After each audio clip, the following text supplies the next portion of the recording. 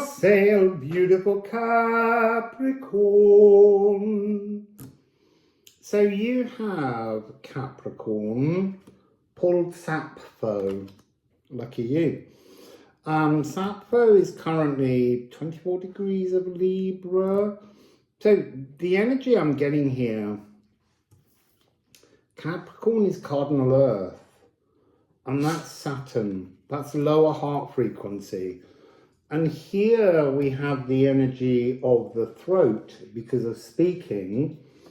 But actually, the energy that's coming through, one second. Beryl, leave the door alone. No, you have to wait. When I've finished, we can go and sit there. So Sappho, having the two Venus symbols, is kind of talking about witnessing the organic process of fermentation, which is your alchemical process, fermentation, which is an organic transformation. You need to witness this energy before you can move on to Aquarian energy, which is multiplication. So there's something here about witnessing it so that you create the power with which to cast it as a spell into the real world. It's interesting, Sappho is Leo and Capricorn in the channeled frequencies, and here it has come out. So many of these channeled energies have been so very true in these readings. It's been fascinating. So Capricorn, Janus-faced. So Janus is the two-faced god that used to sit in the center of the Janus Geminis. And often it represents, it came as Janus, Janus, and Iana, Diana. So the idea behind it being this energy of the sun and the moon, but there's something within this energy of Janus space that's about both looking forwards and backwards at the history and the future and knowing your place in the space of your now, and also seeing and witnessing both directions of polarities. It's a very aware energy of being in the physical world. It's the primal scream of creation. And that's fascinating me because there's something in that energy of hearing, oh, you see, I want to say the big chord, because it's not coming across in this energy as a big bang. It's coming across as a chord that poured out and created the physical realms. So this is the fungus of all things. So what looks dead becomes the sustenance for a whole cornucopia of alternative existences. And that's very much this organic fermentation process. It's the oldest metabolic pathway, right back to the beginning of all things physical. And it's pure hell-born joy. What does that mean? It means a lot of things, but today within this reading, it's a remembrance of the hell-born joy, or the joyous frequency of childhood before you're molded into some kind of obedient child. It's that screaming as an infant. It's that energy of tearing around in realms of your own creation. And that's an energy you're being reminded of. There's something in this transformation, like switching on the lights to see the bloom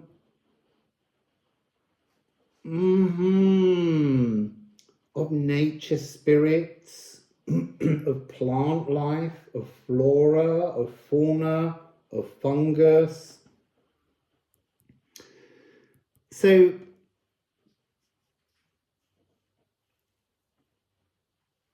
Sappho is electrifying wordsmithery. I will come to the polarities in a minute, but there's something about this switching on of the lights. This is to witness something so that you can reproduce something, to see something organic happen and understand the process of that oldest metabolic pathway, to have it within your powers to create. It's also reminding me how we always talk about the mergoat and its cardinal earth, and yet it's like being denied the emotions. And so you need to learn to witness and appreciate how emotions can be held within,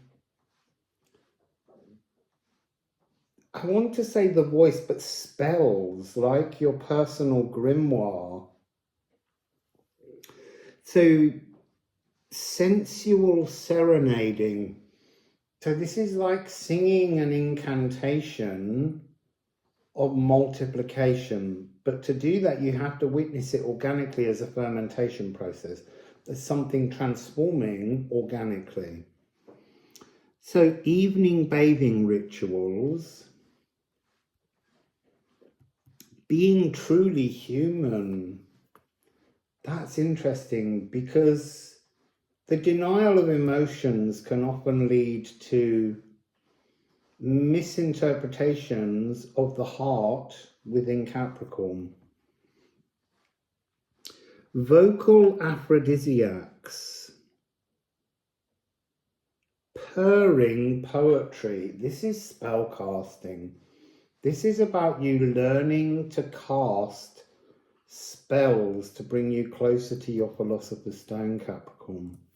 So let's look at the polarities. I am kind, I am spiteful. So in that spiteful energy that exists within our early formed journey through the stagnant matrix, you can have an overwhelming sense of pessimism, drowning in self-doubt, depleted achievement junkie, rude, but they're just not bothered. When you're in that energy, it's easy to be rude, but to not be bothered about it. And then on the energies of the kinder side, we have interconnected, that fungus of all things that runs between trees and talks and speaks beneath the earth. The magical nutritionist messaging that takes place, the symbiotic nature of fungus, is that interconnected frequency between you and the world, you and others, but it's very physical. And then you are the organic wizard. There we go. Sometimes when I'm reading these cards, I feel like I've never seen them, even though I channeled a lot of the words and then between us, the team transformed them. So this is the guide to obtainable objectives. It's like owning and updating your personal grimoire. So the planner and mapper of others' destinies. But that doesn't mean manipulatively. It just means understanding the interconnectedness, understanding how to move people and get people to meet, to talk, to electrify each other in words, so that they can create, or so that their meeting creates opportunity for their destiny. And then a commanding presence, an impenetrable auric shield. Amazing frequencies. So 22nd of December to the 19th of January. So just after the December solstice. On the back, you get the sidereal, which is the 15th of January to the 12th of February. And the IAU, the International Astronomical Union, which is the dates when the sun is actually in the constellation in the real world, which ought to be what impresses you the most. You and Taurus, I would say, is, the 21st of January, to the 18th of February. So yeah, there's some very strong connection here between the multiplication of love, the connectedness of love, the way in which a dead tree blooms with fungus is an empty space that is being transformed by the echo of love, but organically. So Sappho, I am expressive, I am tongue-tied. So this tongue-tied energy is to do with intoxications, sexual obsessions, needing to be loved by all, overstepping personal boundaries. Step back, get in touch with Characlo. And the insatiable appetite for empty physical sensations. So on the expressive end of this polarity, we have pleasures, lyrical love songs, the pulsing of passions, vocalized, voluptuous self-expressions. See, now I'm thinking Taurus, and delectable delights of mutual magical mergings. This really is about learning to sing incantations, to create multiplication, to bring you more materialization magic at your fingertips and at the tip of your tongue. So let's have a couple of runes.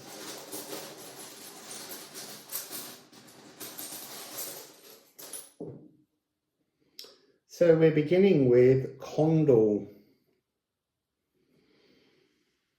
So Condor is the music of the spheres, the macro, the giant tune. I'm witnessing it on a micro level. Now that is interesting. Being able to tune into the macro through the micro, witnessing the fermentation as being some kind of song of the greater music of the spheres. It has the energy of cosmic doubt behind it. Something else had a doubt.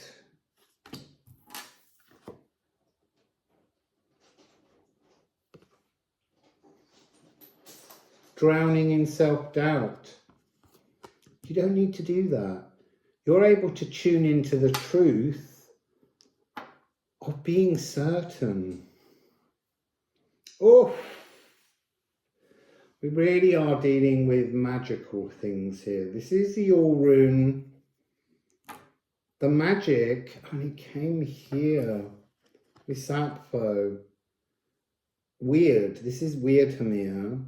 Weird is love. And this is multiplying love organically so that you can understand the process and then push forward. I just want to say that Sappho has an orbit of 3.5 years. Sappho is also the only asteroid that was named after a real human.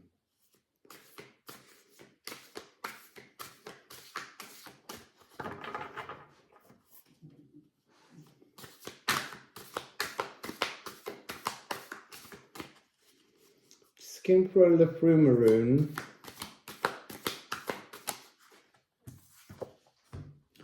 Needle mend. Again, this idea of the micro. It's at the micro level that you repair.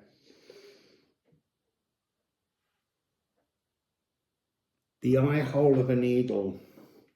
And this isn't about trying to pass something larger than imaginable through the eye hole of a needle. There's a giant needle up there made by the music of the spheres and all the orbits.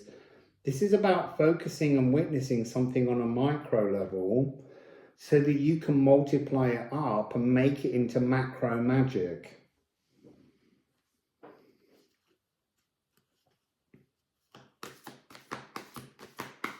You see, the alchemy of precision healing, this has got something to do with transformation, organic transformation through fermentation.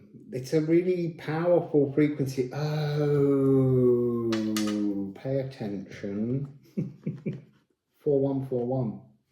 It's really weird because before they were showing me 1041, obviously 10 and 41. Now 15 has a very magical soul journey frequency from the process that I went on with the 12 columns, the Janus face statue in the middle of the Janus Geminis.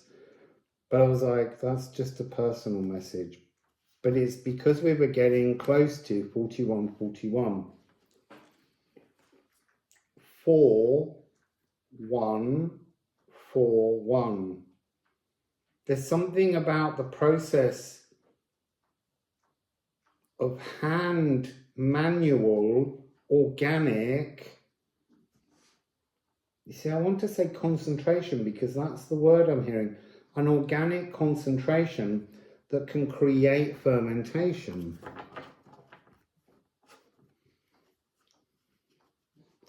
So there's something very important about cardinal frequencies. Time as well.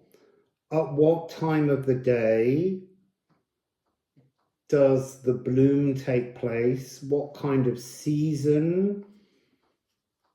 There's something about witnessing the stages at which magic takes place. Look, a lot of the old Hermetic magic talks about having to collect certain organically formed compounds like dew because it has a purity to it. So within the natural world, in this cardinal earth frequency, there's a whole series of macro organically produced ideal conditions to support transformation, fermentation. And you need to focus it down to the micro because you can't learn from all of this.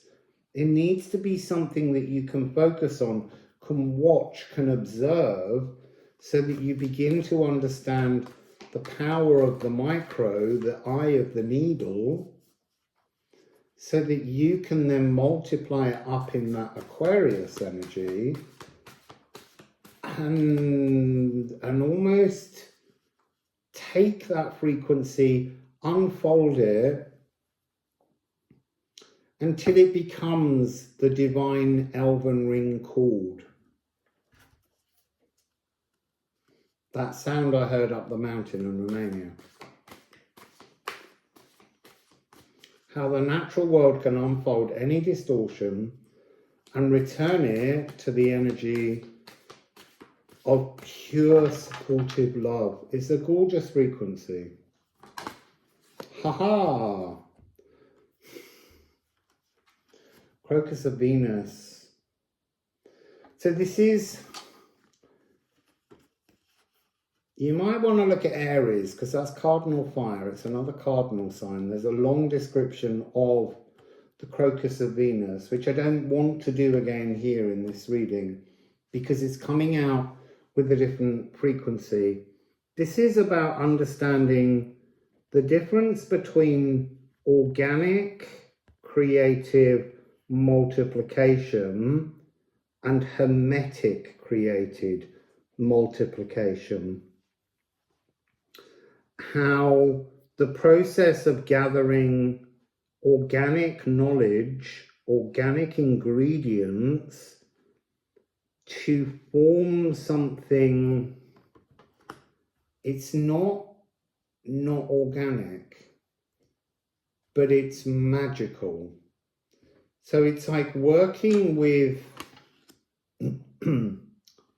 organically, patiently collected energy that is natural magic, and then taking that natural magic and turning it into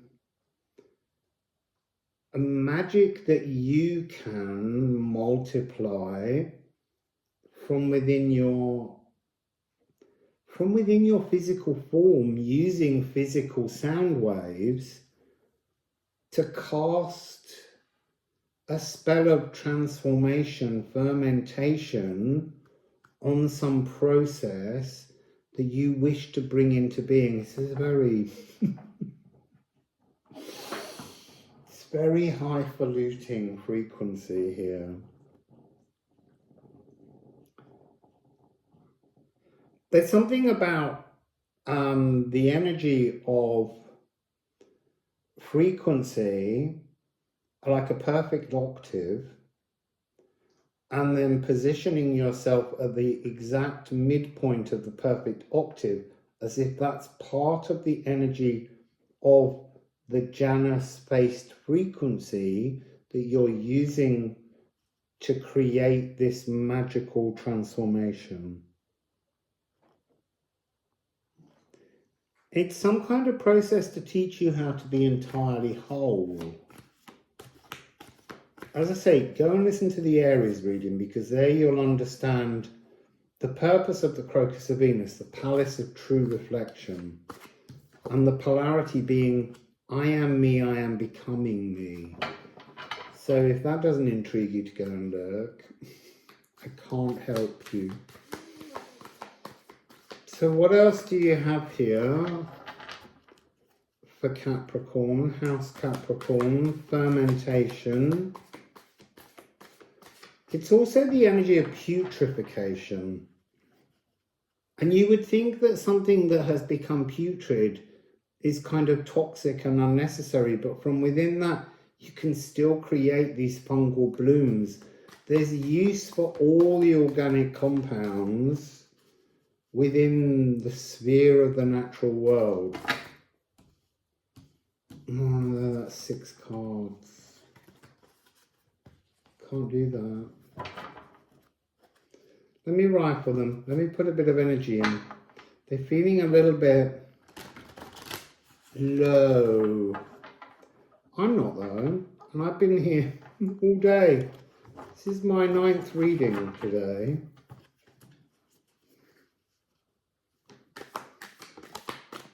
There we go. Chariklo.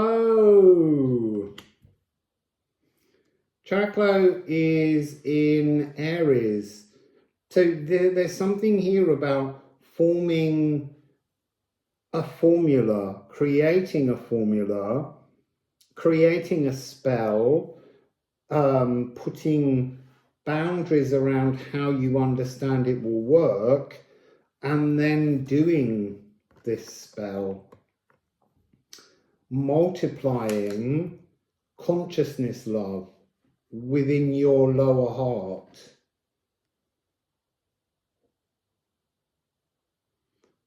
Yeah, there's tapping into the law of shamanic health. That seems to be what's going on here with you. The nervous system.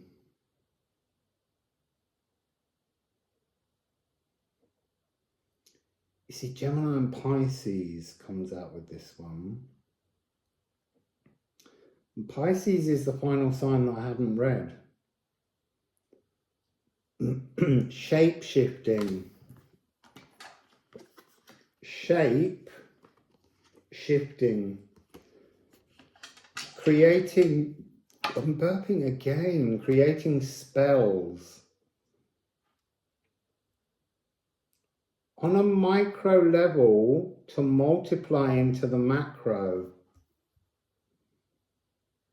It's like being a sort of a homing beacon, but it's the other way around. It's like the light is tiny and then you multiply it outside of you into the whole cosmos, the universe, the multiverses.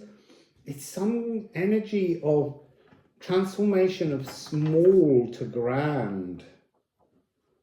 It's a really interesting frequency. So, the bottom of the Liffruma deck, man. This is the energy of bringing something inside you, focusing the energy inside you, to be one with yourself, but to be one with the space around you as well, the natural world. This is outdoor magic. This is not something that needs a room. To be one, all and everything. So somehow that needs to be some kind of conscious thought behind this incantation, this spell that you're creating to call in the unification of your heart, and then sending that energy out on that macro level to all physical life. All, not just here. That's the power. Planet Earth. The solar seeded year. Releasing the anchors that hold form so that you can recreate form to your own coding, desires, current boundaries of where you can believe things to be.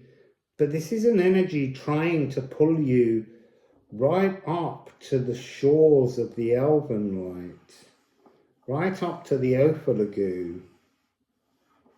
Someone else had the Ophilogu. I can't remember now. This is working with the lays of the land. So the song lines of the earth.